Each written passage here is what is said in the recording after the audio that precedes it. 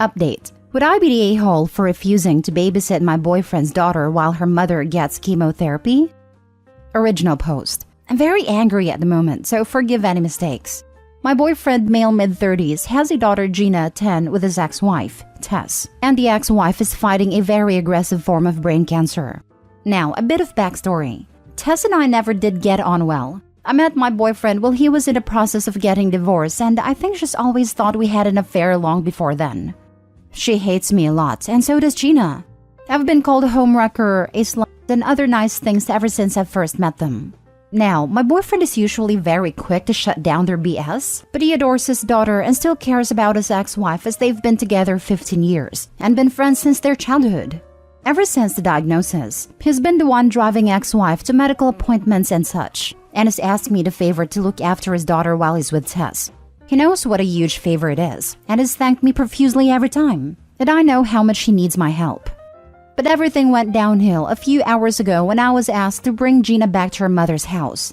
Tess started saying I must be glad she's dying, because I can keep boyfriend to myself now. She said I must be happy because now I get to keep her daughter and pretend she's mine. She said a lot of ugly things as well, and boyfriend didn't do anything to correct her. I stayed really quiet because, to be frank, I was incredibly shocked. Still am, to be honest. When we got home, I lost it with him and told him I wouldn't keep his daughter any longer. Not if he allowed Tess to talk to me in such a manner. He said I'd be a huge a-hole if I went through with this because Tess has just found she's only got few weeks left, and not the months she'd previously thought. Is he right? Would I be the a-hole if I stopped babysitting his daughter? Now for the top comments before reading the updates. Oh boy, you're in a difficult situation for sure. Do you love this man? You know that with this man comes his child, right? And how you behave now will determine how his child responds to you in the future. Presuming you want a future with your boyfriend after this. You are not obligated to sit and take crap, no matter where it is coming from.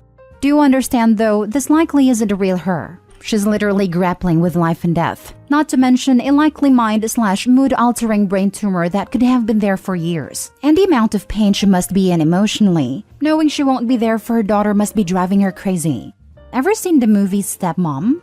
This is your choice though. You don't have to take it. You would not be the a-hole to step away altogether. Just don't expect to stay in that relationship if you refuse to watch his daughter. This feels like a deal breaker for you both. I only want to add that it appears she was disrespectful to Opie before the diagnosis. This should be in highlights. It's unfortunate terminal illness does not make patients saints. More of her true self showed us all. But seriously, Opie, you will never be happy with this man. Gina won't let you. Move on. I understand that both Tess and Gina and even the ex-husband are hurting. Brain cancer is a terrible condition. However, Tess did not like Opie before the disease, and she made that clear in what she said. Gina at 10 will equate being nice to Opie as being disloyal to her mom. Gina at 10, losing her mom, should be first in her father's life for many years to come. That is why for the peace of everyone and for a happier life, Opie should move on. There are no a-holes here. This is so far above AITA's pay grade. A dying mother lashing out at the most convenient target. And brain cancer? This is 100% affecting her ability to filter and regulate what she says. A partner watching the mother of his child, someone he once loved, die. He's with you and doesn't want to make this harder on anyone. A child caught in the middle of all this. And you, with your very valid feelings of being unfairly treated. You need to find a grief therapist now. One that you can talk to, one that boyfriend and daughter can go to. This is going to be a very rough ride. No a-holes here. Nope. Boyfriend is definitely an a-hole for not standing up for her and allowing that kind of treatment. Tess has been rude even before she found out she only has a few weeks. Tess has an aggressive form of brain cancer. I presume she had a tumor or granulomas before she was officially diagnosed. Maybe for a long time. I know AITA is the place to come for snap judgments and moral desserts, but a person with brain cancer is not the enemy you want her to be, even if she was aggressive before her diagnosis. Not the a-hole, but I don't see your relationship surviving much longer. I would nope out of that toxic mess. Boyfriend is numb and has no boundaries. Stepkid is using you as an emotional tampon. And the ex, if she passes, you will be fighting a ghost with an angry preteen. Save yourself, Opie. Healing wishes to all. Edit/update. So, thanks. I've read all your comments and thought about all the points you made. I will continue to look after the kid. To be honest, I think I never had any actual intentions of stopping. In my anger, I just wanted my boyfriend to listen to me for a moment, and I think I need to have a chat with my boyfriend. I haven't seen him yet since the fights because he's had to go back at his exes shortly after. We'll see. Maybe I'll do an update once things settle down. Thank you again. I really appreciate your help. Edit. Thanks for taking the time to share your opinions, folks. I am very surprised and grateful and appreciate everyone's insight. I'm a bit more level-headed at the moment, so I'll take the time to expand on some points I've seen brought up in the comments. No, my boyfriend and I did not have an affair. I can't believe I have to say this. Their divorce was almost finalized when we met, and the reason they divorced was that they'd been growing more and more distant, to the point where ex-wife had an extramarital affair and boyfriend didn't even care. I trust him because he's shown me again and again the truthfulness of his words. His daughter was always going to be part of my life. I knew that since the very beginning. My boyfriend and his daughter have always been very, very close. We sat down a while ago, after ex's diagnosis, and talked it out. There was no doubt his daughter was always coming to live with us after his mother's death. And one thing, I love my boyfriend, and so I care deeply about the people he loves too, which include his daughter. I care for the kid a lot, and have tried and was always going to keep trying to build a relationship with her. It's the daughter who wants nothing, and I repeat, nothing to do with me. I am under no delusions about what our future will be like. The kid has always been my boyfriend's priority, and rightfully so, and I know she's going to need her dad a lot after her mother passes. I also know my boyfriend is going to be grieving heavily, and was ready to support him fully. My boyfriend was able to just stand there and watch as his ex-wife spouted so much anger and sheer hatred at me that I was struck dumb about. I have never seen anything like it, and he just stood there, watching me in tears as this woman kept yelling and yelling. He didn't do a thing, not even guide me out of the room. It felt much like a betrayal, to be honest, and the fact that he was not even a bit understanding afterwards has made me reconsider pretty much everything. I'm sorry, but I cannot excuse completely ex-wife for her past behavior. Boyfriend says she's always been very headstrong and jealous, and he never found anything weird with her. But her behavior started changing around 6 months ago, and we all started noticing then. Now for the full update. I don't know whether someone even remembers my original post, but I received lots of great advice in the comments, and I figured I owe you guys an update. Lots has happened in the meanwhile, so I'll try to keep it short. First, I sat my boyfriend down for a chat as soon as I saw him again, which was the day following our discussion. He agreed that we needed to talk, and told me he was sorry for calling me an a-hole, that he had been so much in shock that he hardly even remembered the whole fight in the first place. I told him I could understand that, and told him I love him and wanted to be there for him and support him throughout this ordeal. I also added, though, that I would need him to be able to stick up for me in the future, even against his daughter, who would be grieving and in a lot of pain. I told him to think about it and let me know, and also said that I would keep his daughter for as long as he needed me to, independently from his answer. He then asked me to marry him on the spot. No ring or anything, but he was crying and it was very sweet. So now we're engaged and relatively happy. Second, Tess passed away a week later. I followed your suggestion and didn't see her again. Gina is living full-time with us now, and I have what I think are, if not good, then hopeful news. 10 days after her mother's death, she broke down in hysterics because she wanted her mom. It was an incredibly sad moment. She kept yelling insults at me and crying and again yelling at me. I was in tears because seeing a child in that much pain is truly heart-wrenching. So I intervened before my fiancé could say anything, told Gina that I couldn't bear to see her so distressed and that I would go stay with a friend until she felt a bit better, that I loved her and just wanted her to be less sad. She ran to me, hugged me, and begged me to not leave her.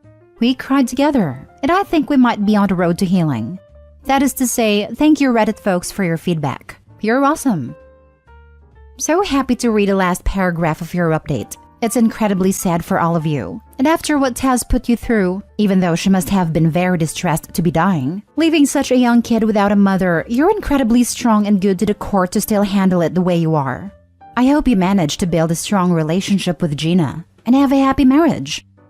Not to mention that it was brain cancer, which, like memory loss illnesses, affects a person's personality as they degrade and the disease progresses.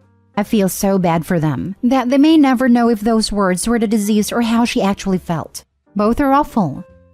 In her original post, Opie covers that. She said something along the lines that Tess didn't like her and made it known to her. accusing Opie and her boyfriend, now fiancé, of having an extramarital affair since they hooked up at the tail end of Tess's and the boyfriend's divorce. It wasn't until 6 months before the post that Tess got malicious about it, and it was just a short while later that Tess was diagnosed with a brain tumor. So it appears that Tess always felt that way about Opie. The cancer just exacerbated it. Opie, please check if there's a kid griefs group in your area. It helps many kids to realize they are not alone in this. And if she wants, make sure she has a good picture of her mom in her room. Make sure she knows she can talk of her. And look that she gets enough mementos of her mother. Sometimes women have different thoughts about what they would like to have from their moms than men. Better keep few things more than not enough, if possible. Good luck to all of you. I second this, and I'd also like to recommend you look into something a little more alternative like art therapy if it's available, and if she's maybe slower to open up. I did art therapy as a kid when some rough stuff happened, and it was immediately helpful. And I've also known people who got a lot out of things like equine therapy. Kids sometimes need a slightly different approach. It might take a little time to find what jives with her, but it's worth it. Last story. Am I the a-hole for not asking my sister if I should adopt? This will require some backstory. I, 27 female, and my husband, 26 male, have been married for a little over 3 years. 2 years ago, we began trying to get pregnant. We then moved on to attempting to get pregnant through fertility treatments. When none of this worked, we decided we wanted to pursue adoption. All my husband's siblings are adopted, and it was something we had been thinking about pursuing even before our fertility issues, but now it seemed like the best route for us to pursue. We did lots of research, including attending seminars and contacting multiple different agencies. We ended up deciding on an agency we liked. Since then, we have been going through the home study process and beginning stages of joining the agency, and recently we reached the final stage before we can begin the matching process. Throughout all this, my parents and sisters have been supportive, but clearly aren't sure how to talk to me about it. I have tried not to overwhelm conversations with talking about it, but it is a huge part of my life at the moment. Though I have tried to be especially sensitive to one of my older sisters who is infertile, as I know she has struggled in the past. Well, over the last few months, I haven't heard from this sister at all. She's known for being hard to get in contact with, so I tried not to read into it too much. But I was aware she was talking to my parents and our other sister. I finally heard from her yesterday when she called me. During the call, she expressed that it is hard to hear about the adoption stuff, which I understand, but then she started telling me that she and my other sister have been frustrated, that they were not asked for their opinions before we started the adoption process. She then proceeded to say we always come to just tell them what we are doing and already have our minds made up, so they feel they can't share their thoughts and things. She went on to question whether we understand how much harder raising an adopted child is, rather than one you give birth to, and asking if we aren't too young to be doing this. I was honestly shocked to hear all this. I have never had a type of relationship with my sisters where I go to them for advice. So hearing that they don't understand why they weren't part of my decision process made no sense to me. So am I the a-hole for not asking their opinion? Extra context. My sister's husband is adopted and struggles greatly with it. They're considering going through adoption themselves one day though, so to be clear, they are not against adoption. Now for the top comments. As an adopted kid myself, and I almost never see people actually listening to adopted people when this topic comes up, your sisters are absolutely delusional. And honestly, probably not very good people. I 100% believe someone who would treat an adopted kid differently than a bio kid, and that's what she's saying, is a trash person. Not the a-hole. And look into the kid's book The Day You Were Born by Jamie Lee Curtis. Fantastic kid's book about adoption. And never lie to your kid about where they came from. Never get weird if they have questions about their bio family, etc. Thank you so much for the book recommendation. I will definitely get it. We would never lie to our future child about their adoption. It is a part of their story, and they have every right to know. Adoptive parent here, and I just want to jump onto Pineapple's excellent comment and help reinforce it. If you adopt those who are going to be your kids and they'll have their own story, it's hugely important that they are brought up knowing that story too. As you go through the process, look into whether you have pediatricians in your area who specialize in adoption medicine. Ours did, and was an excellent source of support and referrals to other specialists and therapists when our kids were growing up. Not the a-hole. If, when, and how you and your partner decide to grow your family is 100% up to you and your partner. Other people can have, and I suppose share their opinions on your choices, but you are in no way obligated to seek out their opinions or factor their opinions into your decision. I am not sure why your sister is taking your decision so personally, but what she's saying to you does not really make sense. And I would not take what the sister said about your other sister agreeing with her at face value. No matter if/when/how you grow your family, people are going to have thoughts about it. Anyone who is obnoxious or pushy about it, feel free to distance yourself from them. But if there are people butting in that you want to maintain contact with, you need to set boundaries. First time someone questions your decision, I hear your concerns and understand that you may have a difference of opinion on this matter. However, husband and I have made this decision together, and we are not interested in debating the matter with others. We do not need you to support or agree with our decision, but we do need you to accept that it is our decision to make. If you don't want to be included in updates as we move forward, we will respect that. Second time they question your decision, you made your thoughts on this clear when we last spoke about it. However, as I told you before, our decision is final, and we are not interested in debating this with others. Anytime after that, we are not going to discuss this with you. If you cannot respect our decision, we will need to keep our distance from you going forward.